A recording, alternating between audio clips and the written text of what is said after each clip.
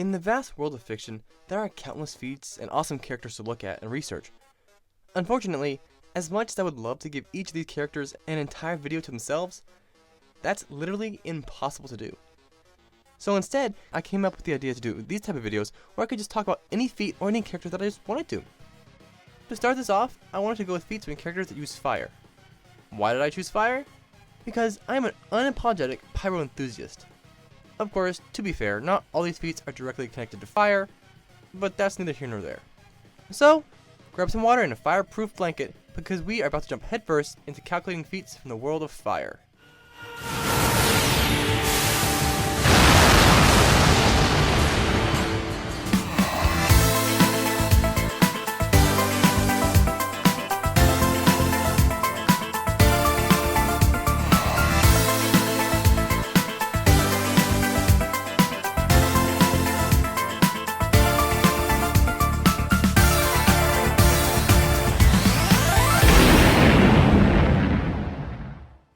Hello Internet, JoJo here, and welcome to IdeaShock. Just so you know, these videos will allow me to update you guys on any new feats that the character does very soon after they do them. Of course, many of these feats that I talk about will probably not be the character's greatest feat, as I might decide to say that for a later time. This type of video will also allow me to get content out to all you guys on a regular basis. Hopefully. These videos are a tad shorter, so they should require less editing. Hopefully. Anyways, this is not what you're here for. So, without further ado, I present 4, because only 4 would fit on the thumbnail, awesome feats straight from the world of anime. First up is Fire Fist Ace from One Piece. The entire time that Ace is in the story, he's chasing the now Pirate Emperor Blackbeard. When Ace finally caught up to Blackbeard, he confronted him and found that he had consumed the Yami Yami no Mi. For you normies out there that don't speak One Piece fluently, the Yami Yami no Mi is a devil fruit that, when eaten, grants the individual the power of darkness and gravity.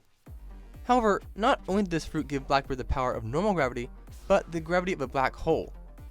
One of the many abilities this grants him is the ability to pull objects and people towards him at light speed.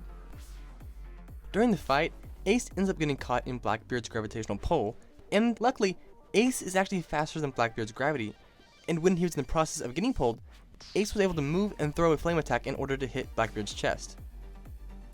Looking at this panel, we can use the length of Ace's lower leg and then measure the distance between Ace and Blackbeard. Doing that, we find the distance that Blackbeard was pulling Ace and that Ace had to react in was 263.66 centimeters. This means that because Ace was being pulled at light speed, he had to react in as little as 8.79497 nanoseconds. Now, we know that Ace was able to throw his arms back and attack Blackbeard. So, measuring the distance that Ace's arms moved, 266 centimeters, and applying the time it would take for him to reach Blackbeard, Ace ends up having moved 676 million miles per hour. This is about 109% the speed of light.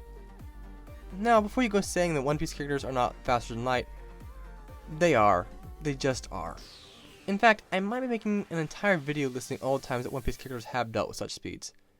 So, comment down below if that interests you at all. Anyway, on to the next character.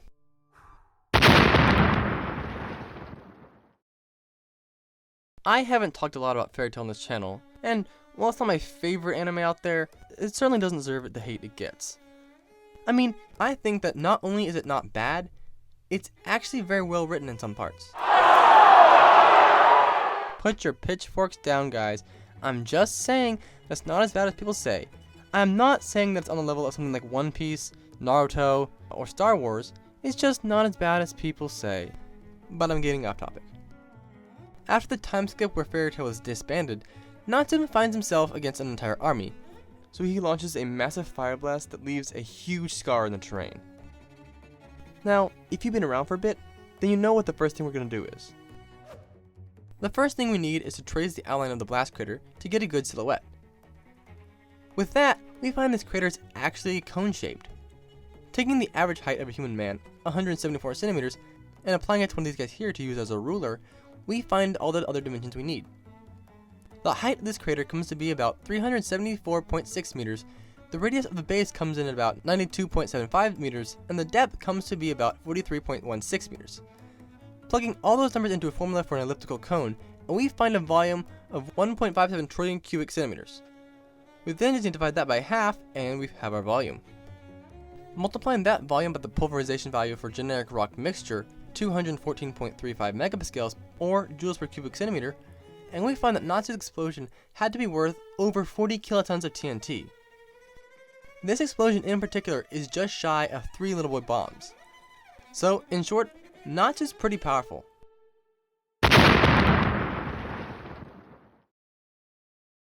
Mereoleona is probably one of the most useful shonen women, yes, I said women because it's really fun to say, in all of anime. But not only that, she is probably also one of the most powerful characters in the entire series of Black Clover. She is so extreme that the majority of other squad captains are terrified of her. I mean, at one point she took her squad and several members of the Black Bulls to go relax at the top of an active volcano. But that's not what we're talking about here. What we're looking at today, in this video, is when she fought the user of copy magic, Raya. During their fight, Raya began to use light magic as a weapon. So, we can look at this panel to find the distance the light moved and the time that she had to react in. If you've been watching my videos for even a short time, then you're probably aware of how we measure distances from perspective. We talk a lot about that. And because we talk a lot about that, we're just going to skim over the intricate details.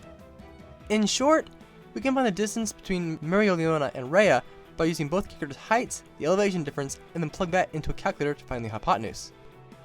Once we do that, we find the distance that the lizard moved was about 41 meters. You got that? Now throw it away because she moved and reacted to these lasers when they were a lot closer than 41 meters. Comparing the size of the lasers when they're near Raya to when they're about to hit Mereoleona, we find these beams are about 1.79 meters away from her. This means that she had to react to the lasers from practically point-blank range, and considering the speed of light, we find that she would have had to react to one beam in under 5.93744 nanoseconds. Of course, that's not all there is here. Looking at the panel after this, we see that she intercepted 6 of those laser beams at the same time. This means that she had to extend and retract her arms 12 times, or 6 times for each of her arms. With an arm length of about 75 centimeters, Mereoleona would have had to move one arm a total of about 458 centimeters within the same time the lasers would have hit her. Using that time and this distance, we find that she had to be moving at over 1,700,000,000 miles per hour, or 2.57 times the speed of light. And this is actually pretty much on par for most Black Clover characters. I mean, practically all the characters in Black Clover have reacted with the light speed attacks. But that's gonna have to wait for another time because we've got one last fiery character to talk about.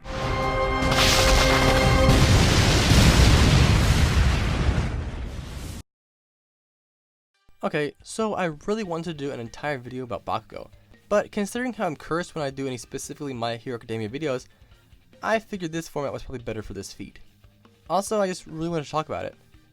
So, what feat am I talking about? I am talking about Bakugou's most powerful, I think, in-canon attack, the Howitzer Impact.